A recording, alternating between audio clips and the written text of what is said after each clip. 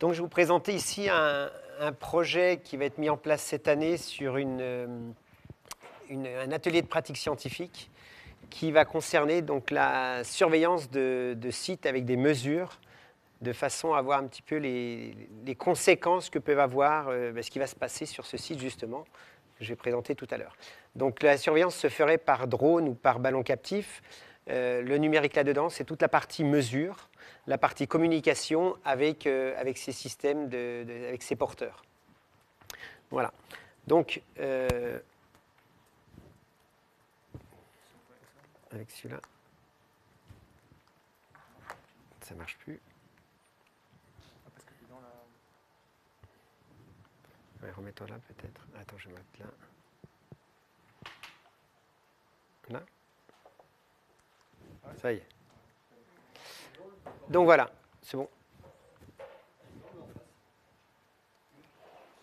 Comment? Ouais, donc autant qu'ils aient le diaporama plutôt que moi. Ouais. Ils s'en fichent un peu. Voilà. Donc,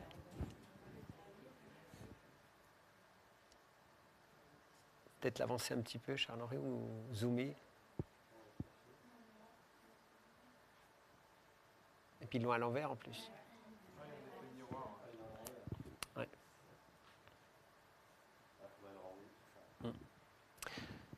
Je continue? Oui. Donc en fait, alors, on a un établissement scolaire, donc le lycée Charlie Chaplin, qui est situé au milieu d'un site, on va dire, exceptionnel, avec le grand large, et le grand stade de Lyon qui va arriver début février.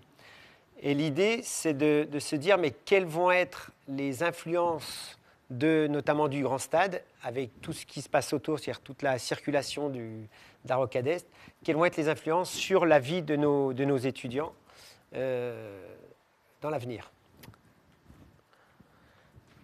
Donc un état des lieux, 1800 élèves, le nouveau stade qui va apporter différents types de pollution, qui peuvent être gazeuses, qui peuvent être sonores. Également, on a des antennes électromagnétiques donc, qui sont proches de l'établissement. Et on a également possibilité d'échanger autour des crues du Grand Large. Est-ce que le Grand Large peut un jour peut-être déborder? Voilà, donc c'est toutes des questions que les élèves vont se poser. On a commencé déjà lundi, déjà à voir quels étaient les élèves intéressés, puisque ça concerne au départ les STI 2D, qui sont en énergie, environnement et en e-tech, innovation technologique. Ça concerne des premières, des terminales et pourquoi pas des secondes d'enseignement général.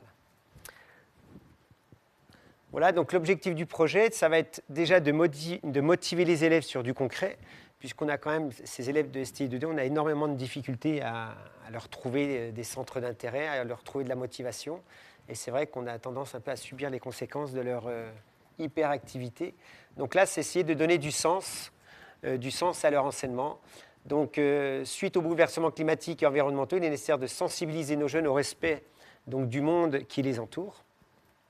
Voilà, donc réalisation d'observations, de mesures, par drone et par ballon captif. Alors le ballon captif, c'est en fait un ballon qui est réalisé à partir de toiles solaires. C'est une forme de montgolfière qui, non pas, c'est pas un brûleur qui va chauffer l'air qui est à l'intérieur, mais ça va être le soleil qui va réchauffer l'air qui est à l'intérieur du ballon. Donc il y a toute une recherche technique à réaliser là-dessus, comme sur les drones, c'est-à-dire quelle est on va dire, la quantité de matière que peut transporter ces porteurs. Et en fonction de la quantité de matière, on pourra mettre plus ou moins de capteurs en même temps. Voilà. Le ballon captif, il est captif parce qu'il est retenu par un lien, par une ficelle, enfin, par un câble. Voilà. Ensuite, les drones, c'est quand même au goût du jour. Donc, quelle est la législation? Est-ce qu'on a le droit de faire voler des drones autour de la ville, autour de bâtiments? Est-ce qu'on a le droit de prendre des images? Qu'est-ce qu'on fait de ces images et de ces mesures? Quelles mesures à réaliser? Le choix des capteurs, donc des capteurs simples, hein, ça c'est les élèves qui choisiront. Et donc, d'où l'utilité peut-être de fixer un smartphone sur un drone ou sur le ballon de façon à réaliser les mesures. Et puis, avec la partie image, il est possible d'échanger peut-être autour de la flore et de la faune. On a l'apparition quand même sur Lyon de chenilles processionnaires. Donc, est-ce qu'on ne peut pas éventuellement réaliser, pourquoi pas des mesures, mais peut-être, ça c'était la proposition d'un élève, c'était peut-être de détourner le drone pour éradiquer ces chenilles processionnaires. Il a vu ça avec les abeilles, enfin, ou les guêpes asiatiques, des bourdons asiatiques, hein, où il y avait un système qui existait. Et là, il se posait la question, est-ce que notre drone, on ne pourrait pas également le modifier pour justement éradiquer ces chenilles processionnaires. Voilà, donc il y a plein de choses qui émergent au sein de leur tête, là, donc c'est vrai qu'on sent vraiment de l'intérêt de la part des élèves. Donc la démarche envisagée, donc test, étalonnage, réalisation de bancs d'essai, la réalisation des mesures, et puis comme c'est une option énergie-environnement, eh bien transformer, remplacer le système de batteries, qui sont des batteries en général, on va dire au lithium, de les remplacer par de la pile à hydrogène. Alors c'est des idées hein, qui sont émises. Est-ce que c'est possible? Ils ont toujours l'aspect énergie-environnement qui trotte dans leur tête. Voilà.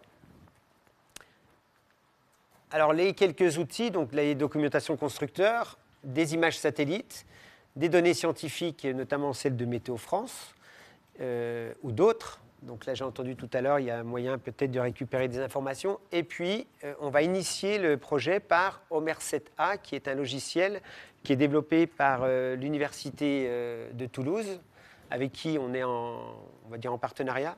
Hein, Charles-Henri, on peut dire partenariat. Donc, qui ont mis en place un logiciel que vous voyez là au-dessus sur la droite, qui présente les effets de la pollution, les causes de la pollution, et les constituants de la pollution. Suivant les différents types de causes, vous avez les différents types de polluants. Donc c'est un logiciel qui est vraiment très pédagogique. Les gens qui ont développé, les personnes qui ont développé ce logiciel sont très à l'écoute de ce que nous, le système éducatif, on peut leur apporter. Ils ont également réalisé des fiches pédagogiques qui sont très intéressantes. Par exemple, il y en a une moi, qui m'a un petit peu marqué, c'est des fraises à la chantilly au mois de janvier. Voilà. Et ils travaillent autour de ce thème-là, et vraiment avec un bilan carbone, avec voir un petit peu les conséquences du fait de manger les fraises à la chantilly en plein hiver. Voilà, donc c'est des questions qui peuvent... c'est un logiciel qui va nous permettre de démarrer le projet. Les intervenants, donc on a le laboratoire d'aérologie de Toulouse, avec notamment M. Patrice Médina, qui est un chercheur qui travaille sur les drones, et notamment sur les drones sur lesquels il place des capteurs pour réaliser les mesures. Donc il est vraiment on va dire au top de la technologie, si on peut dire ça. L'objectif, c'est de remplacer les ballons gonflés à l'hélium, les ballons de Météo France, qui sont remplacés par des drones, puisque les ballons Météo France, ils font des mesures de 0 jusqu'à à peu près 10 000 mètres. Donc les données sont utilisées pour faire les prévisions météorologiques.